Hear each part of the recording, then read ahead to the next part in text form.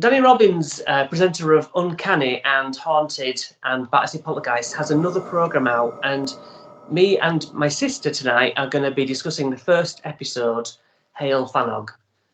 Okay, how are you? Yeah, good, thank you. Are you all right? Yeah, thanks. I'm excited to talk about this because we're both fans of Danny Robbins, aren't we? We are, yeah. I think it's he's got some great shows. Yeah, he's just got such a soothing voice and seems like a Yeah. really cool guy, doesn't he? Yeah, he does, and really open-minded. You know, like he doesn't shut down believers or skeptics. No, that's good. Yeah. Okay, so we're only concentrating on this one today. So, Heol Fanog, it's pronounced, I think. Built in the 1950s, I found out online. Ah, okay, so not as old as I thought. Yeah, so it's in South Wales, at the base of the Brecon Beacons mountain range. Mm-hmm. And yeah, it's the Heol Fanog is called means road to the peaks. I didn't know that either. No. And there's also a book by Mark Chadbourne, which is on Amazon. I think it's on Kindle only, though, called Testimony, which, again, is a really successful book that I'd never heard of about this case. Oh, about the case itself? Yeah. Oh, wow. That will probably come up later.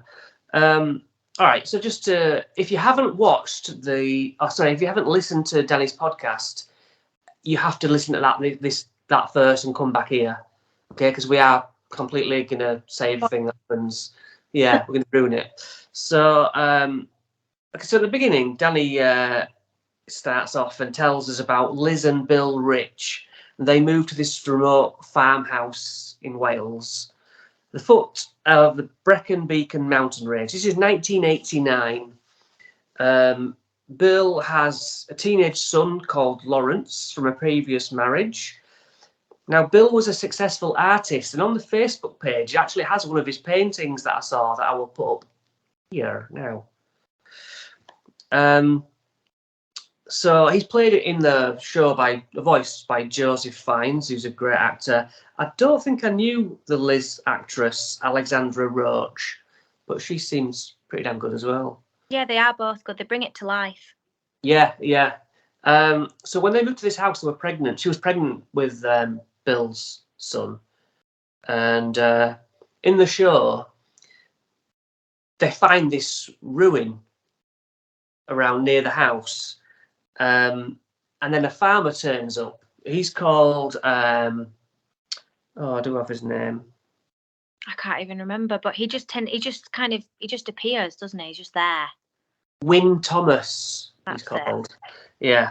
So, yeah, Farmer Wyn Thomas turns up and he tells them that what they're looking at is the original Fanog house. Yeah, it's like the old manor house.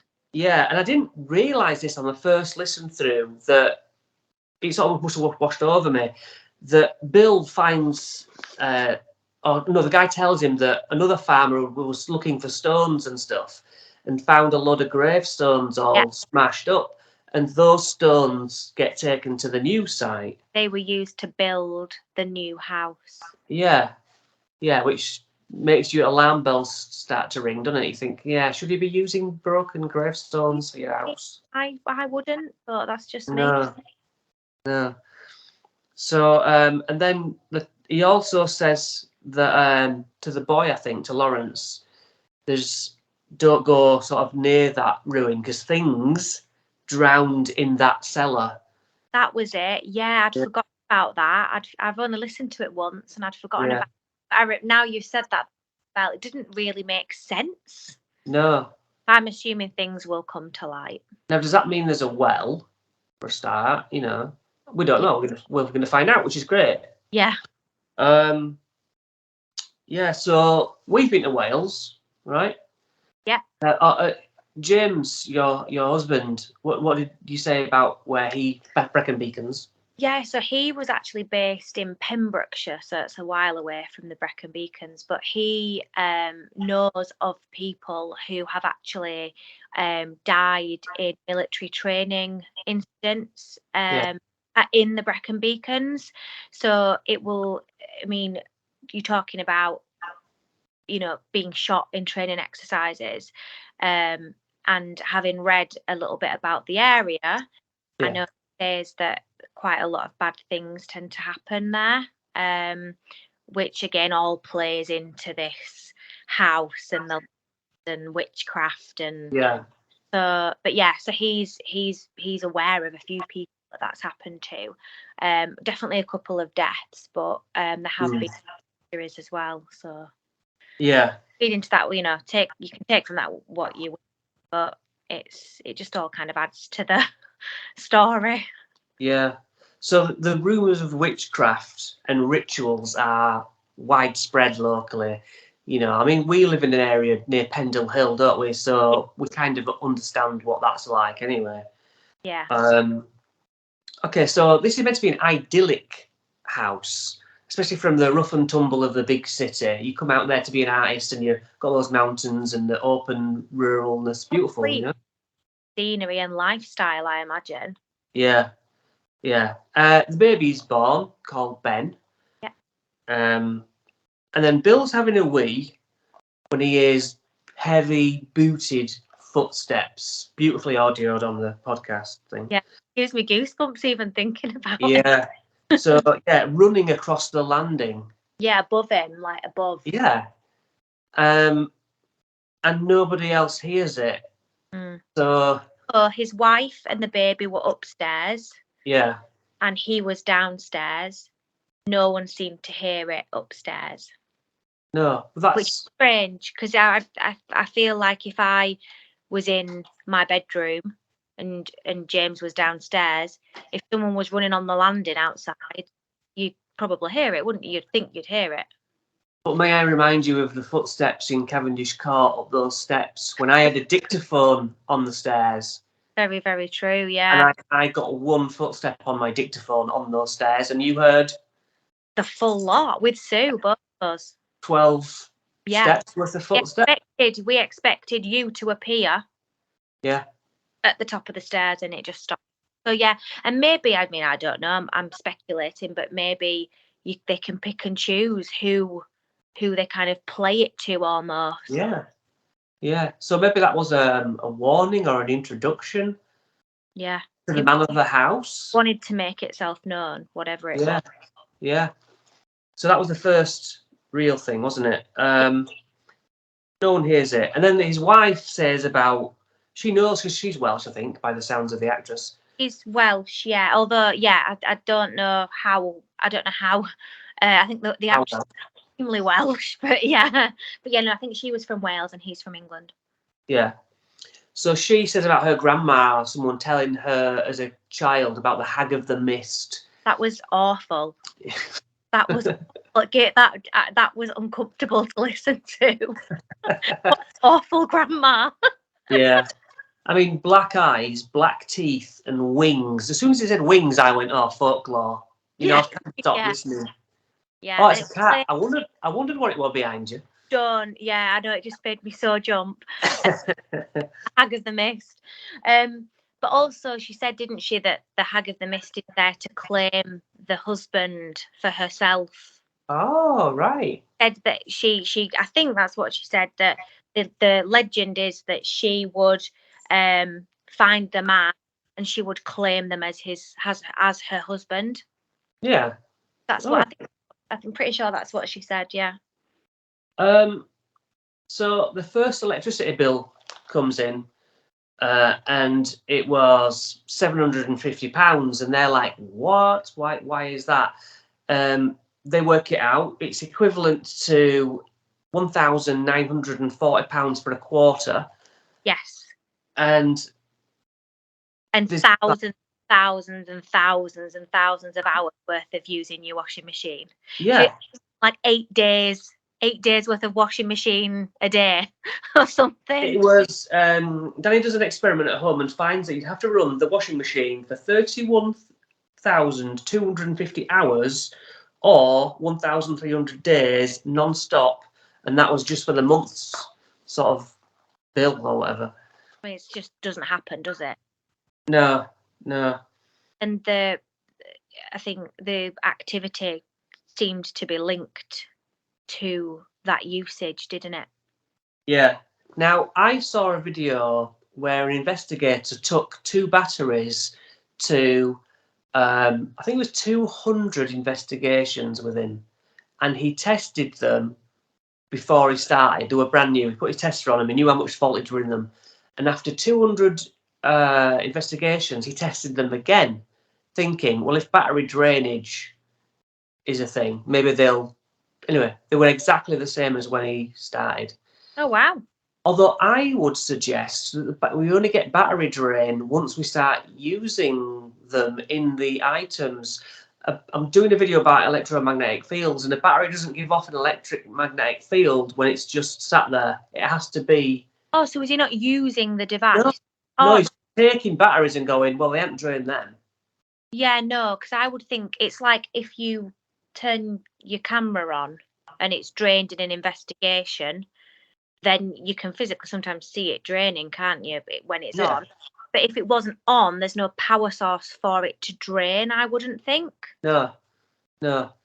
So, like when Ben was at the cemetery and he said, well, drain this camera then, or whatever. What light was it? A torch? And he had that readout on it. Yeah.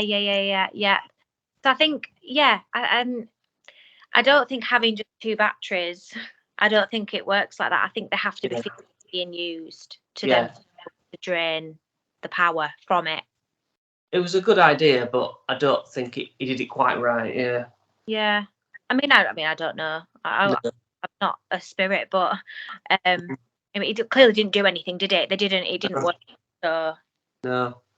So during a baby bedtime, we hear the mother putting the baby Ben to bed, and then a massive door slams and makes them jump, wakes the baby. The husband comes up, Donny Bill comes up, like, what are you doing? Yeah. And then she's like, no, the door never moved. The door was already... How could I... How did it slam? Strange. And is that residual? Is that because what door did slam then? What is that? How do you explain that? Well, you know, the whole residual thing, we've investigated for 12 years. Have we ever found a spirit that wasn't intelligent and sentient and there at the time? How would we know? Have we ever seen a residual spirit? No, but I'm trying to think about noises. Like, have we ever heard... It's hard to know. How would you know? Like those footsteps, for example, that we're walking up the stairs? How do you know that is a spirit walking up the stairs at that moment? Or is that just residual energy? Is it almost like a recording of footsteps walking up those stairs? Yes. Now, I've got 2 stories about that. My work, for example, when I was alone and heard the footsteps clear as day, it sounded just like 1 or 2 people at work doing the same thing that they do every day. So that could have been a recording. But also it reminds me of when Si and I and the team at the time did a music place, a music set called Jam on Top. And they had a huge unused bit where had a grand piano in, just all gathered in dust. Si walks past this grand piano and does what anyone would do and goes, or whatever, you know what I mean? It was about an hour later on the recording that we both heard, ding, Si goes, did you hear that? And it was exactly what he'd done an hour earlier.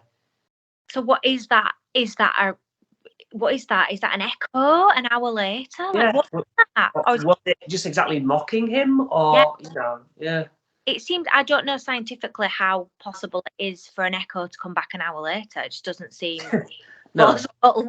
No.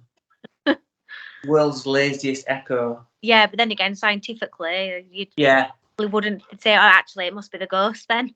Yeah. So the footsteps and that of what they heard and the door slamming.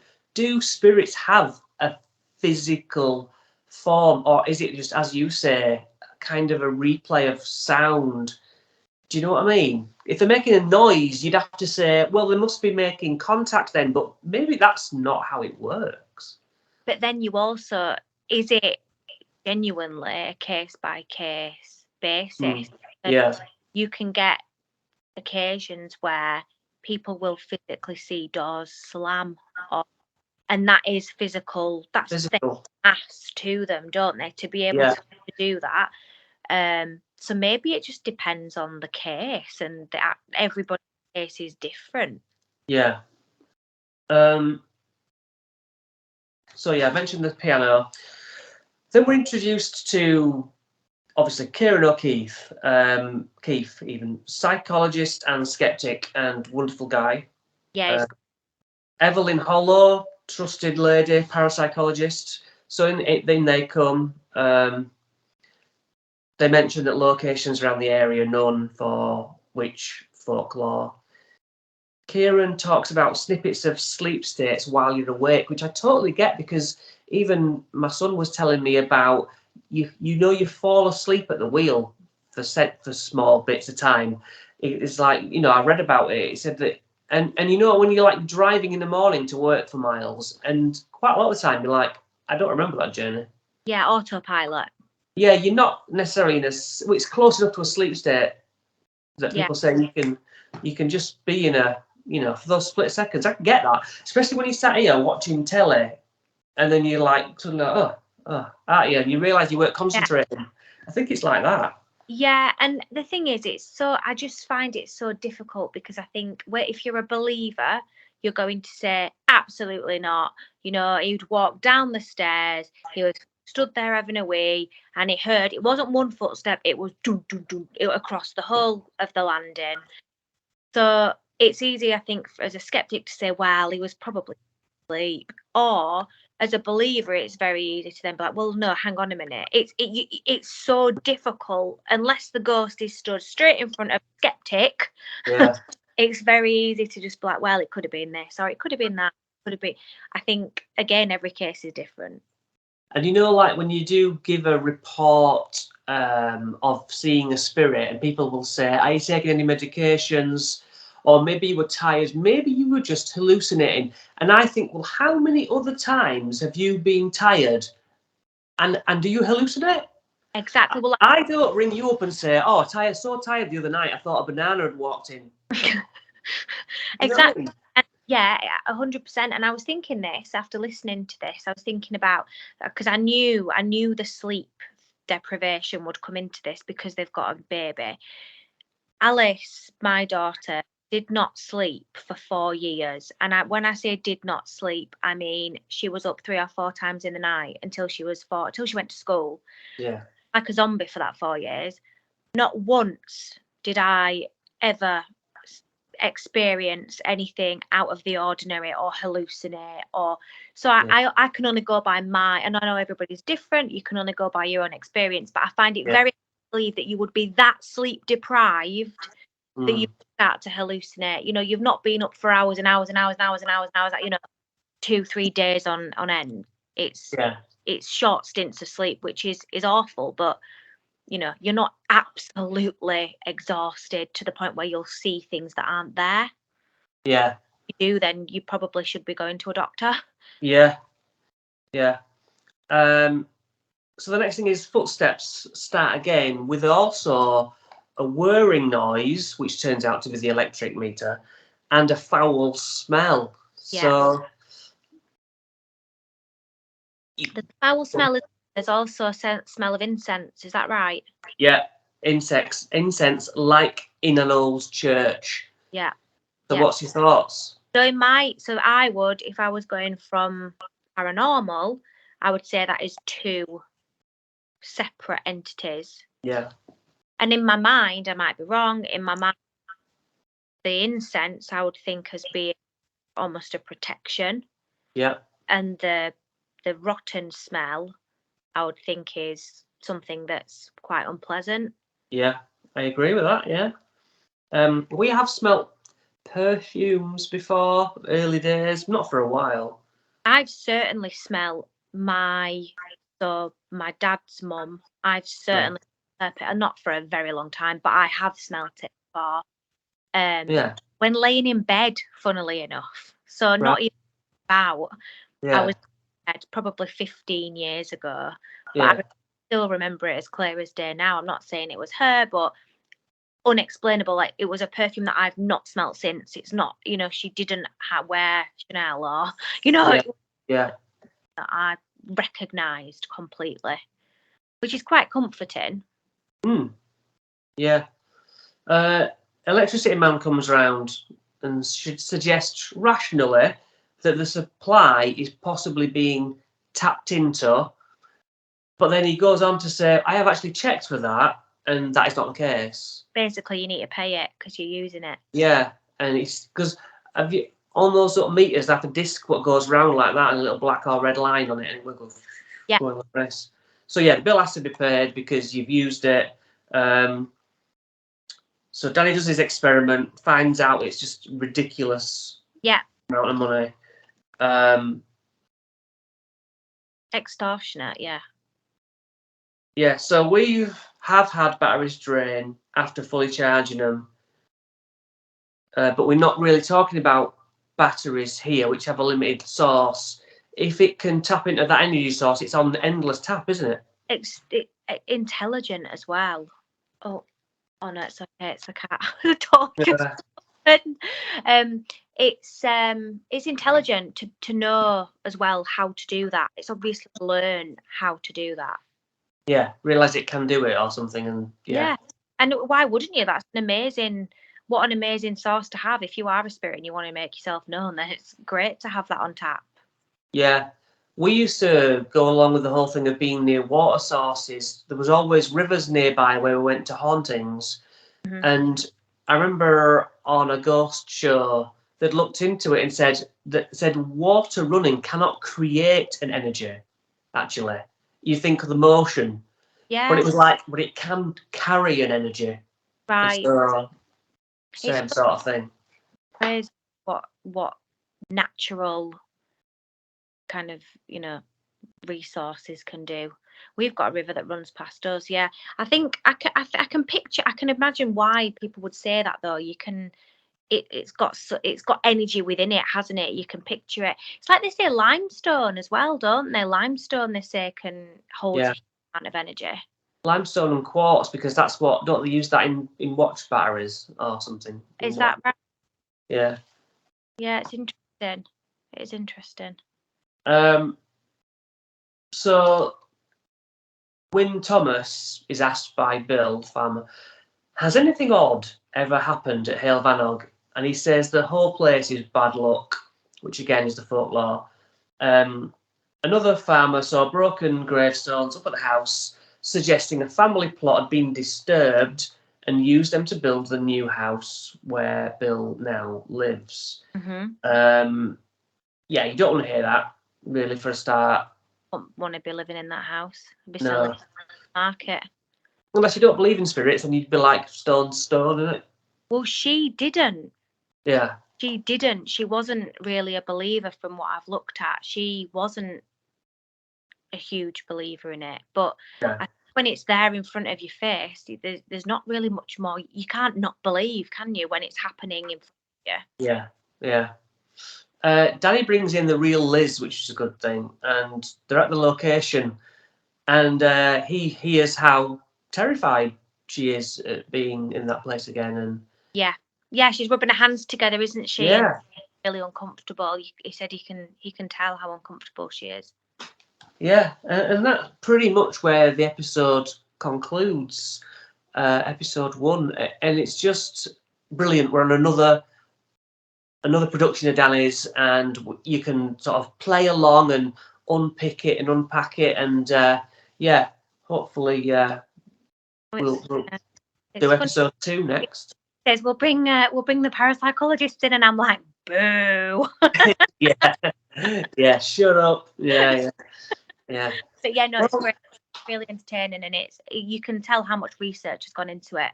Yeah. I have reached out to Danny and sent him some of our write-ups, and I doubt he'll ever get back. I know that he's read them, but he's a busy man, and all credit to him. But right, thanks, sis. No worries, thank you. That's it, and I'll see you for episode 2. Yeah, definitely. I'll just go back to my empty house now and have nightmares. Thank you. Yeah. All right. See you later. Bye. Bye.